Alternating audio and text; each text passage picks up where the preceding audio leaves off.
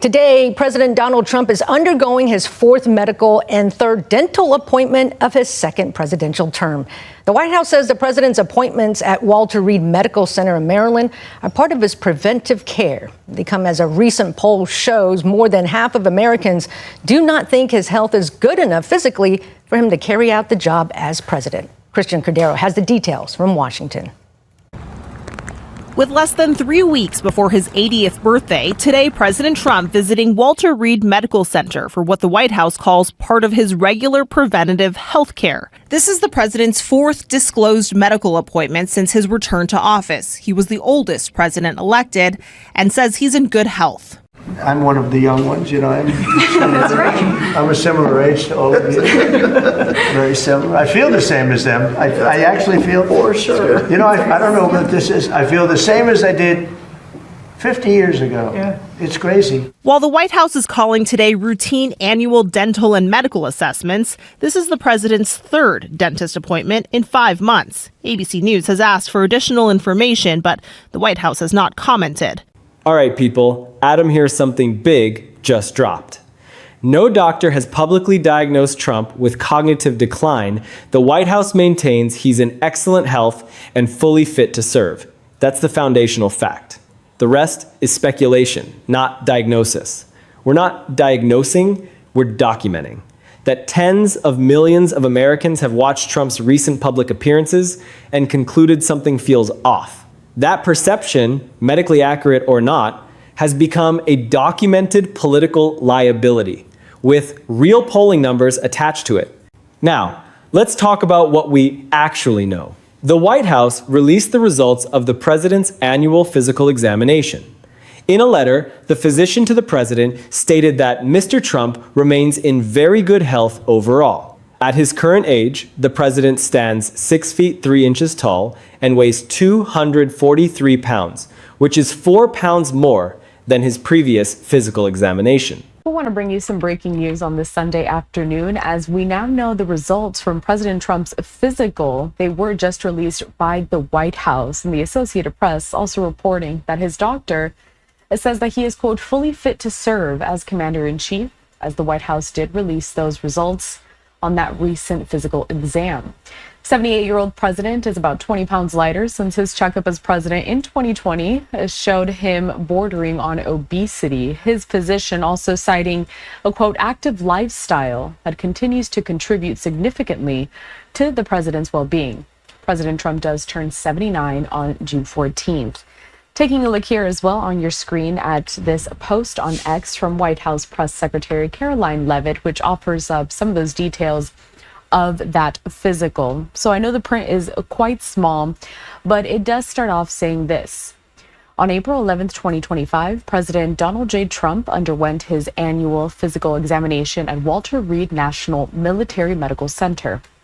To discuss these results, medical experts have weighed in, noting that based on his height and weight, his body mass index would qualify him as obese. But here is where the story really begins to take shape, because the medical numbers are only one piece of a much larger puzzle.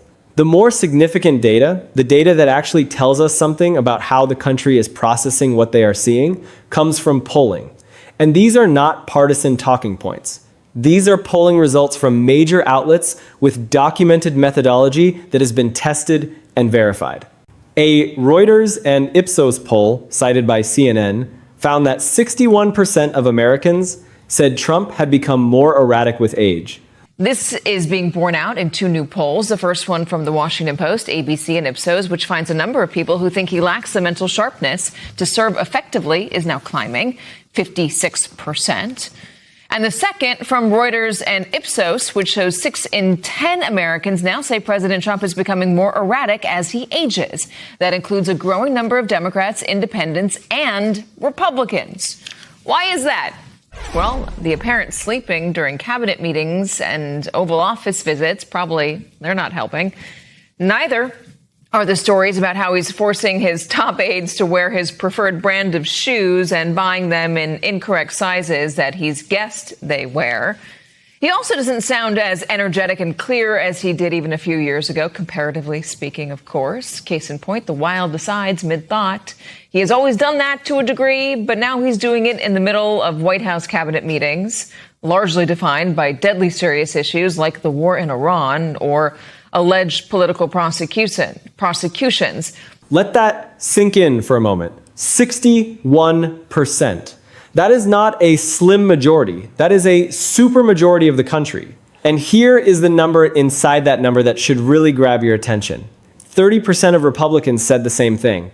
30% of his own party, people who voted for him, people who support him, people who are not looking for reasons to criticize him. They looked at what they have been seeing, and a third of them said, yeah, he seems more erratic. That is a problem that goes well beyond the opposition. That is an inside-the-tent issue that the administration cannot simply dismiss as partisan attacks. And then there is the Washington Post and ABC News and Ipsos poll that found 59% of Americans said Trump did not have the mental acuity to serve as president. CNN reported that this result, 59%, was the highest that question had ever pulled in that survey's trend. The highest ever.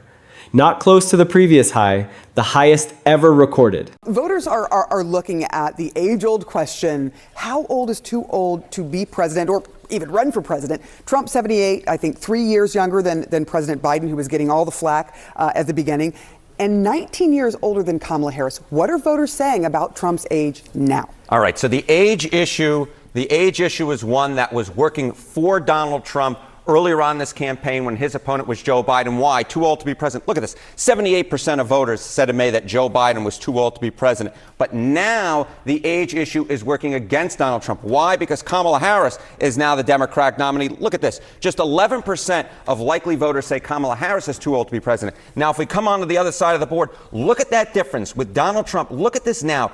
58% of likely voters say Donald Trump is too old to be president. Now, that's up a little bit from May when it was 53%, but that 53% compared to 78% looked pretty gosh darn good. But now that 58% compared to that 11% for Kamala Harris, very bad news for Donald Trump. The messaging that Donald Trump and his campaign have been putting forward earlier on this campaign has been flipped upside down.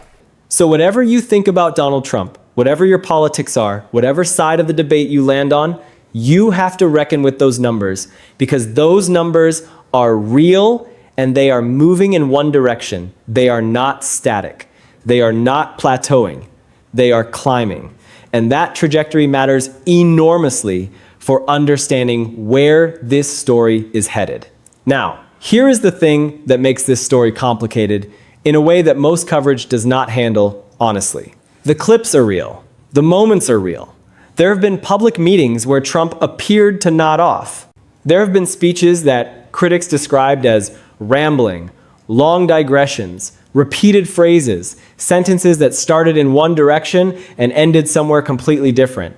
Those clips exist. You can find them. They have been shared millions of times across every social media platform.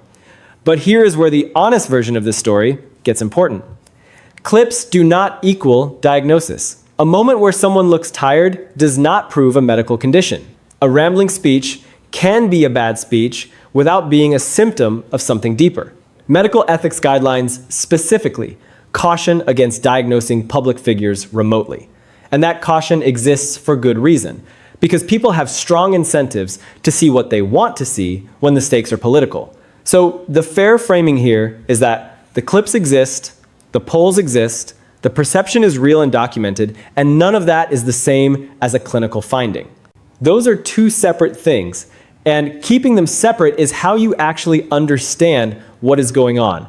Here's why any of this matters beyond the political back and forth. Trump is making decisions right now. Real, consequential, enormous decisions about Iran, about the economy, about executive power, about military deployments that cost American lives and hundreds of billions of dollars.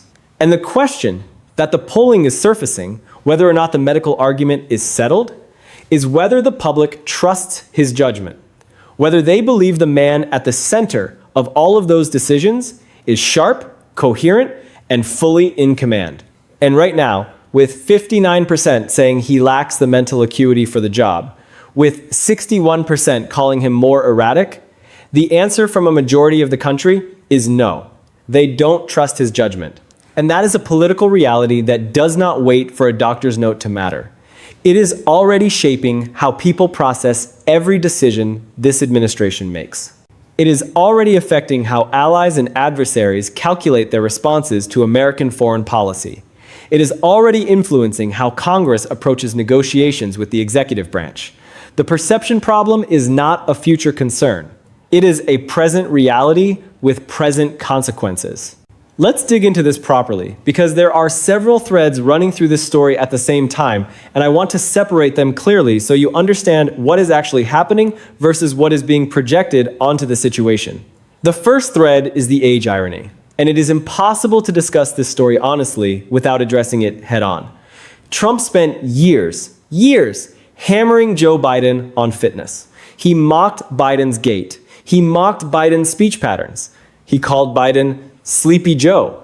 He made mental acuity a centerpiece of his political attacks going back through the entire Biden presidency. He pushed the idea that Biden was too old, too slow, too cognitively diminished to be trusted with the presidency. And those attacks worked. Polling showed they landed. A significant portion of the country was genuinely concerned about Biden's fitness. And that concern played a real role in the political dynamics that shaped the 2024 race.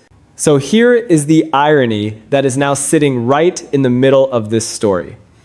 Trump is nearing 80 years old. He is the oldest sitting president in American history. He is the same age category that he spent years arguing was disqualifying. And now the exact same framework, erratic behavior, questionable moments in public, questions about mental sharpness is being applied to him. Not by people who are inventing concerns out of thin air, but by polls, by voters, by a third of his own party.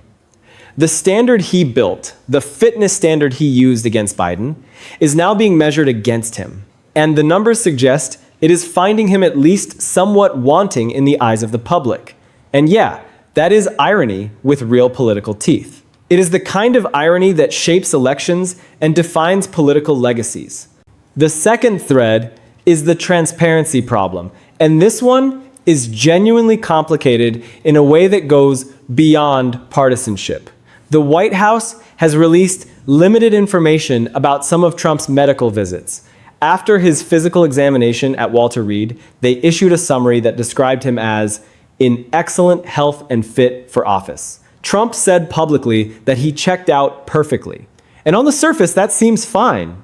Presidents have always had some control over what medical information gets released publicly. There is no legal requirement to disclose everything.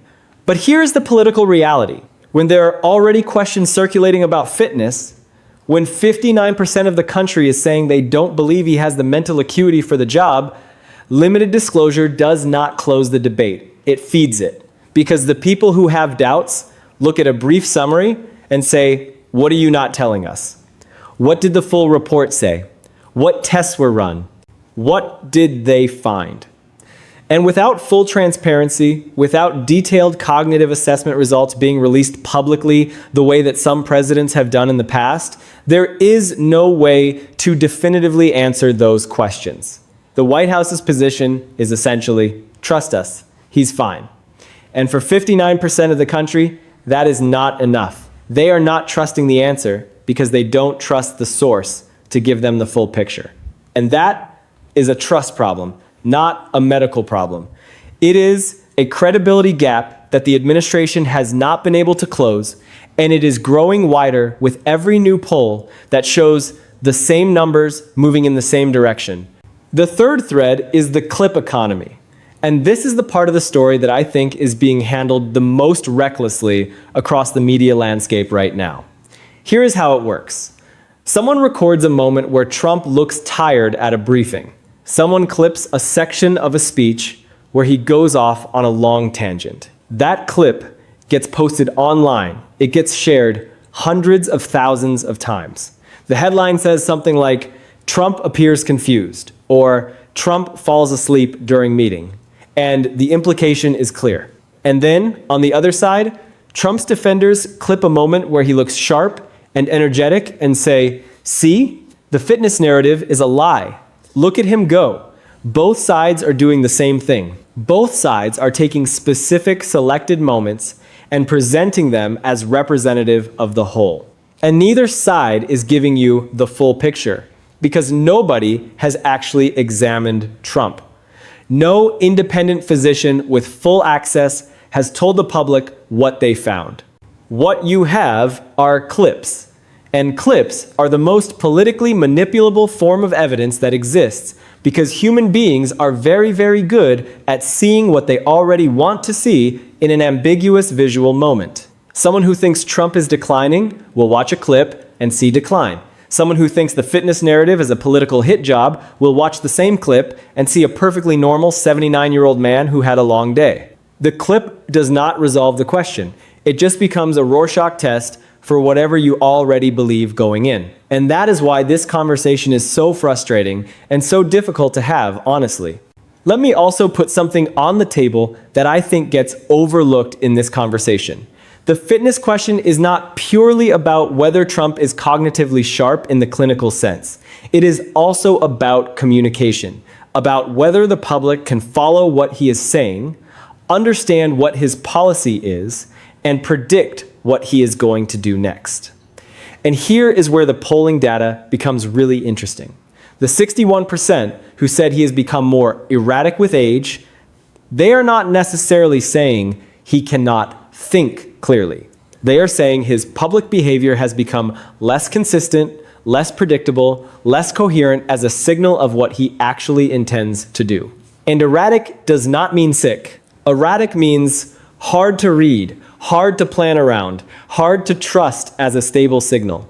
And for voters who are watching a presidency that is simultaneously managing a military conflict with Iran, a trade war with multiple countries, enormous domestic budget battles, and serious constitutional questions about executive power. The word erratic carries a lot of weight because erratic decision-making in that environment is not just a personal characteristic. It has real consequences for real people who are trying to understand what comes next. When a president is unpredictable, when his statements are difficult to parse, when his policy positions seem to shift from one appearance to the next, it creates uncertainty that ripples through markets, through diplomatic channels, through military planning rooms, through every institution that depends on clear and consistent signals from the commander-in-chief. There is also something worth naming about how the coverage of this topic has been structured across different media environments, because I think it explains a lot about why the conversation feels so chaotic. In mainstream newsrooms, there is a real reluctance to run hard on the fitness story without a specific medical peg, a new test result, a doctor going on the record, a concrete incident that crosses a clear threshold. And that caution is professionally and ethically defensible. You don't want to be in the business of speculating about a president's health without evidence. That is a standard that protects the credibility of serious journalism. But in the social media and online video environment, there are no such guardrails. Clips get clipped, headlines get written, and the implication is served up with maximum confidence and zero medical credibility. And the result is a split-screen information environment where professional journalists are threading a careful needle while content creators are going full throttle. And the audience is caught somewhere in the middle, not quite sure what to believe. That gap between careful and reckless coverage is itself part of the story, because it means the public is simultaneously getting too little honest engagement from traditional outlets and too much unmoored speculation from digital ones. And neither extreme is actually giving people what they need to form a clear-eyed, evidence-based view. The cautious outlets are so afraid of overstepping that they under-deliver on what the public needs to know. The reckless outlets are so eager for engagement that they over-deliver on what the public wants to hear. And the truth is somewhere in between, buried under layers of competing narratives.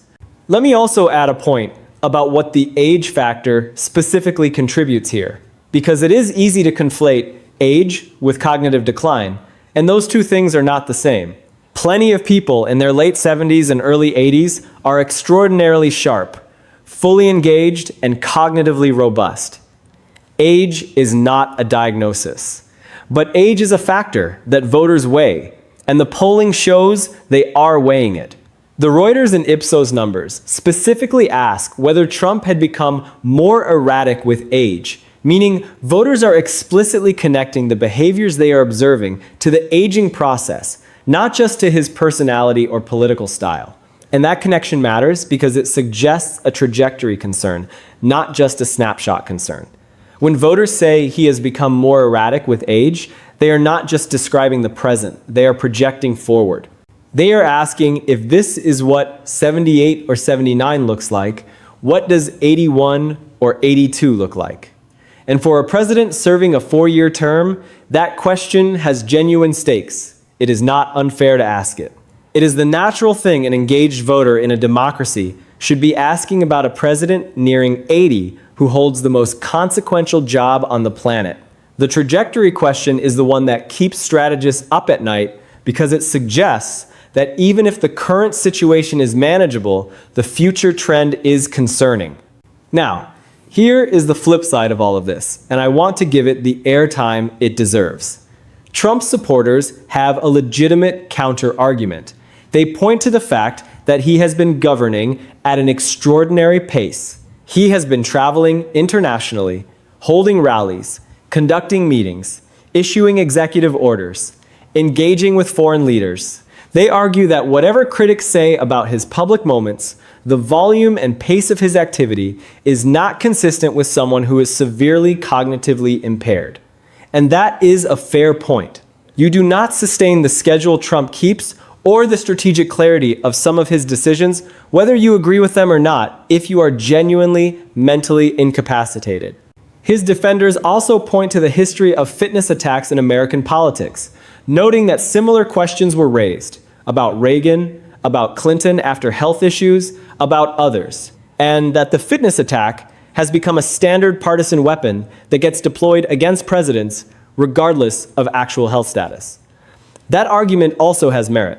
Partisan actors have strong incentives to amplify any moment of uncertainty about a president's health.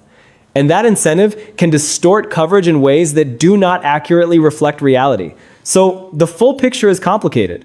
There is legitimate concern grounded in observable evidence. There is also partisan weaponization that exploits that concern for political gain. And sorting out which is the challenge that every responsible consumer of political media faces. All right, let's land this properly and talk about what actually matters going forward. The perception problem is real, and it does not need a diagnosis to matter politically. Here is the thing about political perception. It does not wait for medical certainty. It does not hold off until an independent physician has run a full cognitive battery and issued a report. It moves in real time, shaped by what people see and hear and feel in their gut when they watch the President of the United States on television.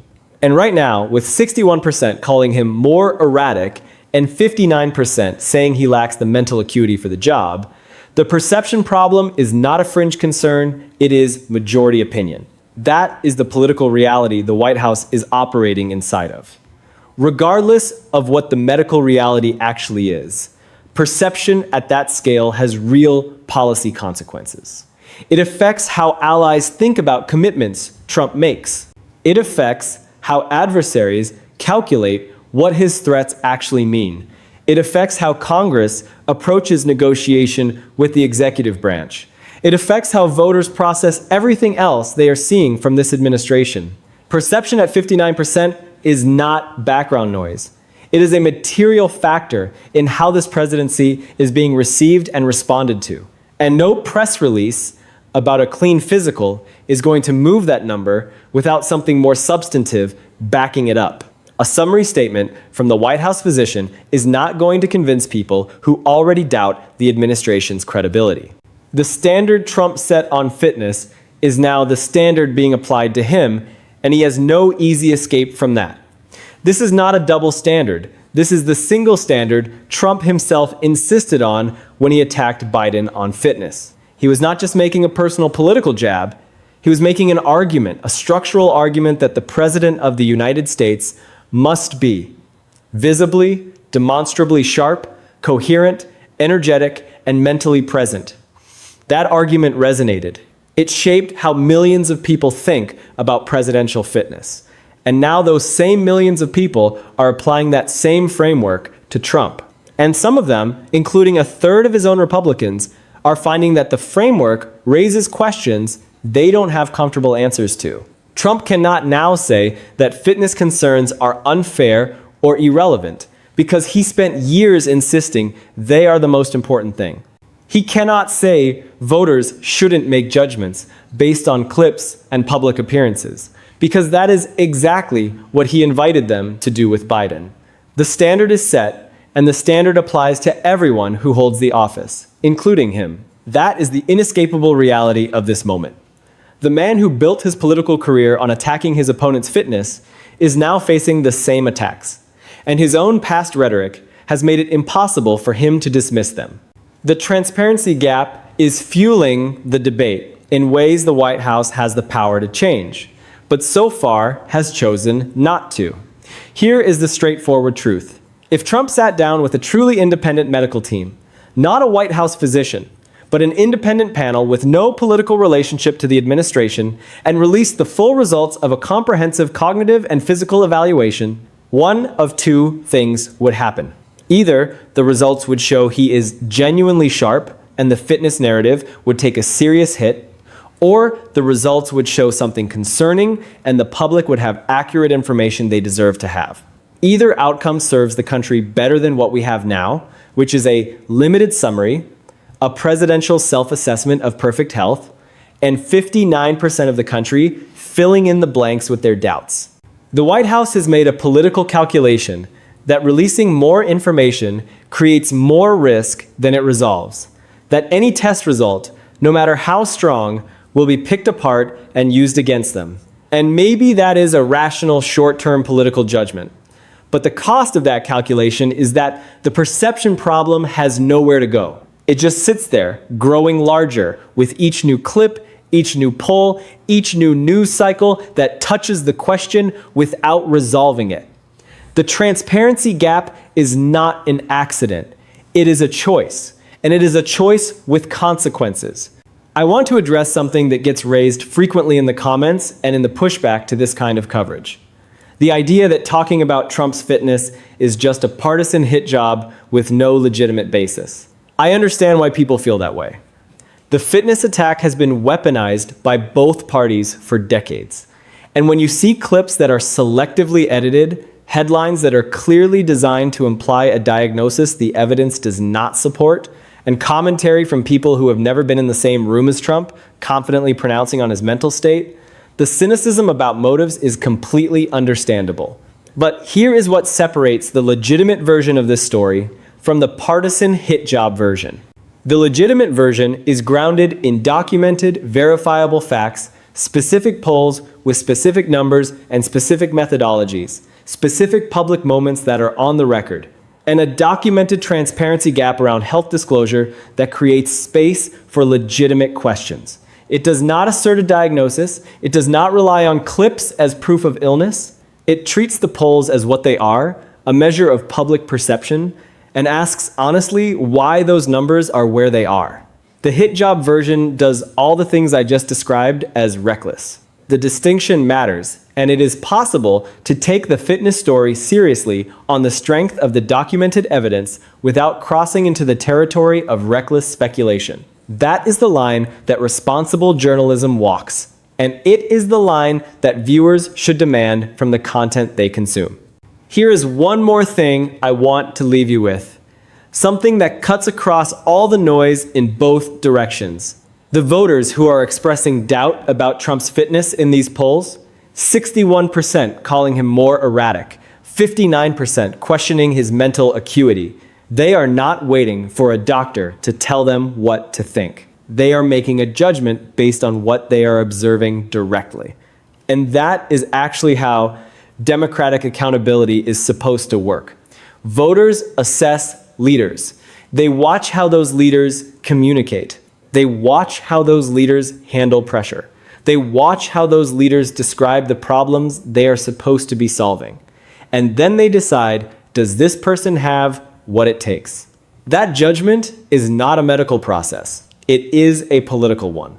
And the fact that 59% of Americans, the highest level ever in that survey, are now answering that question with doubt, that is information that matters regardless of what any doctor says or does not say. The president works for the public has concerns. And the legitimate question for the White House, the one that a limited health summary does not answer, is what are you going to do about that? How are you going to rebuild trust with a majority of the country that has lost confidence in the president's judgment? So, what does all of this actually mean going forward? A few things. The fitness question is not going away. It is going to follow this presidency for as long as the administration does not take decisive action to address it with more than a summary medical statement. Every unusual public moment will be amplified. Every rambling section of a speech will go viral. Every clip of fatigue or confusion will travel around the internet with alarming speed. That is the information environment we are in, and the White House has not found a strategy to change it. The internal Republican concern is the one that matters most for the administration. External critics calling Trump unfit is not new and not surprising, but 30% of Republicans saying he has become more erratic, that is the number the White House should be focused on, because those are the voters whose enthusiasm and turnout drive Republican margins. If that doubt deepens, if it moves from 30% to 40% among Republicans, that is when it starts affecting actual political outcomes. And finally, the decisions matter more than the optics. The real fitness story isn't about clips or speculation. It's about judgment and trust. 59% of the country now says they don't trust Trump's judgment on the biggest decisions facing the nation. That is the documented, measurable liability.